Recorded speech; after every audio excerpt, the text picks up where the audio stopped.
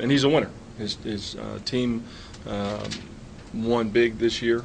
His senior year in high school, they made it all the way to the state championship game, and that's one of the things I want to keep adding to this team are guys that have a track record of winning.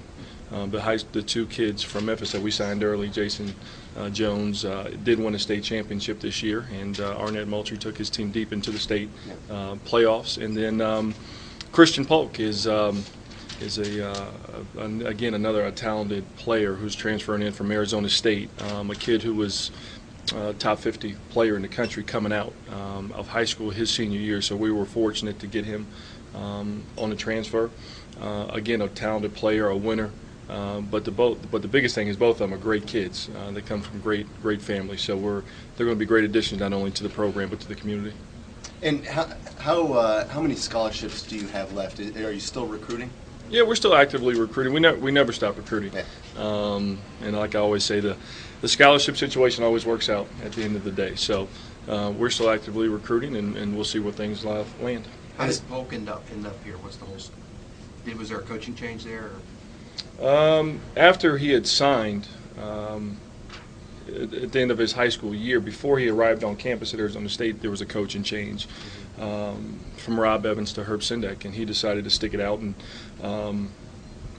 again just felt that his game didn't fit the system, the new system that was brought in, so he was looking for a fresh start, and we were fortunate enough to get him on campus, and he liked what he saw, and obviously if you can play in this system, then that we run offensively, then this is a lot of players. If you can't play, this isn't a place for you to come to. But if you can play, this is a system you want to play in because there's a lot of freedom.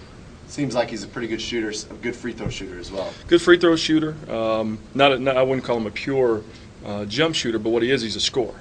He can score with the best of them. I'm excited about the team returning, but again, it's all about this offseason. How much work are they going to be willing to put in to make themselves better players when they return here in the fall?